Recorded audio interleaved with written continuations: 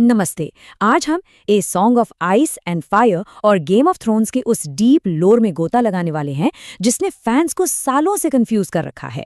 Nights king और night king, क्या TV का वो खौफनाक विलन और किताबों की वो डरावनी किंवदंती लिटरली एक ही है या फिर इनके बीच कोई बहुत बड़ा अंतर है? आज की इस चर्चा में हम इसी कंफ्यूजन को हमेशा के लिए दूर करने वाले हैं। तो चलिए बिना किसी देरी के सीधे शुरू करते हैं। आज के इस पूरे एनालिसिस को हमने कुछ इस तरह बांटा है। सबसे पहले समझेंगे कि कैसे एक छोटा सा अपॉस्ट्रोफी सब कुछ बदल देता है। फिर हम किताबों की उस डरावनी कथा और 13 नंबर के खौफ को डिकोड करेंगे। उसके बाद शो के एक्टिव विलन पर बात करेंगे और आखिर में मिथक बनाम वास्तविक खतरे का एक साइड बाय साइड कंपैरिजन करेंगे।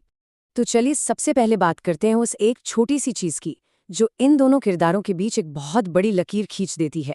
आप सोच रहे होंगे कि इन दो किरदारों को अलग करने वाली चीज कोई बड़ा जादू या तलवार होगी, राइट? लेकिन नहीं, ये महज ग्रामर का एक छोटा सा निशान है।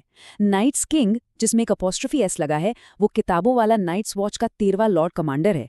दूसरी ओर बिना अपॉस्ट्रोफी वाला नाइट किंग टीवी शो का वो मेन विलन और पहला वाइट वॉकर है। मतलब ये सिर्फ नाम का फर्क नहीं है यार, ये एक ऐतिहासिक मिथक और एक साक्षात जादुई खतरे के बीच का सबसे बड़ा डिफरेंस है। और इस बात को पुख्ता करने के लिए खुद जॉर्ज आर मार्टिन के शब्द काफी हैं। उन्होंने साफ कहा है कि किताबों में नाइट्स किंग सिर्फ एक लेजेंडरी फिगर है और उसके आज तक जिंदा रहने के चांसेस उतने ही कम हैं जितने कि ब्रैंडन द बिल्डर के। ये बयान इस बात पर पूरी तरह से मुहर लगा देता है कि किताबों वाला किरदार स्ट्रिक्टली अतीत की एक कहानी है, आज का कोई मेन विलन नहीं। अब जरा जॉर्ज आर मार्टिन की नॉवेल्स की गहराई में चलते हैं और किताबों की उस डरावनी कथा को समझते हैं। अक्सर लोग सोचते हैं कि नाइट्स किंग पहली लॉन्ग नाइट का हिस्सा था, लेकिन एक्चुअल टाइमलाइन कुछ और ही कहती है। लॉन्ग नाइट आज से करीब 12,000 साल पहले आई थी, जबकि किताबों का ये 13वां लॉर्ड कमांडर उसके बहुत बाद यानी करीब 8,000 साल पहले द वॉल का लीडर बना था। और पता है, ठीक 13 साल बाद स्टार्क्स और वाइल्डिंग्स के राजा जोरामुन ने मिलकर उसे हरा दिया था।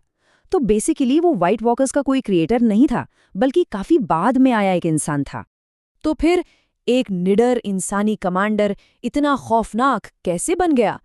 ओल्ड नैन की कहानियां अगर आपको याद हों तो उसे एक ऐसी महिला से प्यार हो गया था जिसकी त्वचा चांद जैसी सफेद थी और आंखें नीले तारों जैसी चमकती थीं, जिसे कॉप्स क्वीन कहा गया। जैसे ही उसने उसे अपनी आत्मा सौंपी, वो पूरी तरह से करप्ट हो गया। उसने नाइट फोर्ट पर कब्जा करके दी अदर्स को इंसानों की बलि देना शुरू कर दिया। ये कहानी असल में एक गहरी चेतावनी है कि इंसानियत कैसे अंधेरे के आगे घुटने टेक सकती है। अब इस पूरी कहानी में एक बहुत ही अजीब और खौफनाक पैटर्न है जिसे हम बिल्कुल इग्नोर नहीं कर सकते, और वो है नंबर 13। मार्टिन की इस दुनिया में ये नंबर महज कोई इत्तेफाक नहीं है, बल्कि ये बर्बादी, दुर्भाग्य और एक लेजेंडरी डूम का बहुत बड़ा प्रतीक है। जरा इन डॉट्स को कनेक्ट करके देखिए।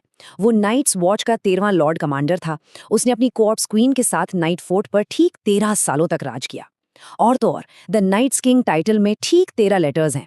पूरब के बर्फ और मौत के काल्पनिक देवता द ग्रेट अदर में भी 13 लेटर्स ही हैं।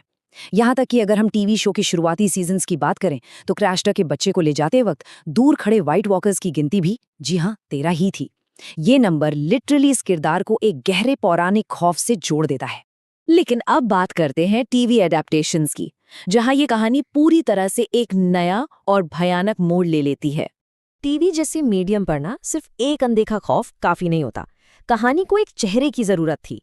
तो शो का नाइट किंग किताबों की तरह किसी महिला के प्यार में पड़ने वाला कमांडर नहीं था, बल्कि हजारों साल पहले चिल्ड्रन ऑफ द फॉरेस्ट ने डेस्परेशन में आकर एक इंसान के सीने में जादुई ड्रैगन ग्लास घोंप दिया था। वो इंसानों के खिलाफ एक शक्तिशाली हथियार, एक पेशेंट जीरो बनाना चाहते थे। लेकिन जैसा कि हम सब जानते हैं, उनका ये दाव पूरी तरह से उल्टा पड़ गया। और ये बेकाबू हथियार कितना खतरनाक था! वो सिर्फ अपनी मौजूदगी से बर्फानी तूफान ला सकता था। बिना छुए सिर्फ हाथ उठा के एक झटके में हजारों मुर्दों की फौज खड़ी कर सकता था। उसके सिर्फ एक टच से इंसानी बच्चे व्हाइट वॉकर्स में बदल जाते थे। और सबसे डरावनी बात, वो ब्रान स्टार्क पर अपना निशान छोड़कर उन प्राचीन जादुई सुरक्षा घेरों को भी बाईपास कर सकता था। किताबों के उस धुंधले मिथक के सामने शो का ये विलन एकदम सॉलिड, साक्षात जादुई खतरा था। ब्रान स्टार्क के वो शब्द आपको याद होंगे, एक अंतहीन रात। वो इस दुनिया को मिटाना चाहता है और मैं इस दुनिया की याददाश्त हूँ। ये लाइन शो के विलन का मोटिव बिल्कुल क्रिस्टल क्लियर कर देती है। किताबों का नाइट्स किंग जहां सिर्फ सत्ता और प्यार में अंधा हुआ एक करप्ट शासक था, वहीं शो का नाइट किंग एक एक्टिव डिस्ट्रॉयर था, मौत और विनाश का साक्षात रूप। तो चलिए अब इन सारी कड़ियों को एक साथ जोड़ते हैं और देखते हैं कि मिथक और वास्तविक खतरे के बीच का ये फासला आखिर कितना बड़ा है।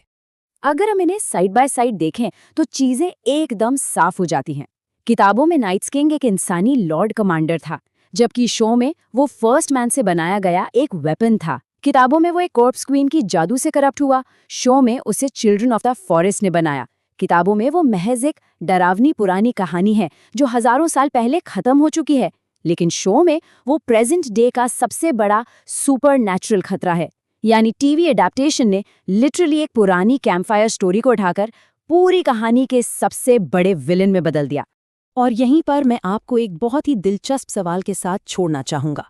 किसी भी बेहतरीन फैंटेसी कहानी के लिए क्या ज्यादा जरूरी है? क्या हमेशा सामने लड़ने के लिए एक ऐसा विलन चाहिए जिसका एक चेहरा हो, या फिर वो अनजाना अनदेखा खौफ जो सिर्फ इतिहास के पन्नों और पुरानी कहानियों में छिपा है, असल में ज्यादा डरावना होता है? इस पर जरूर सोचेगा। आज के इस डीप लोर एनालिसिस में मेरे साथ जुड़ने के लिए बहुत बहुत धन्यवाद।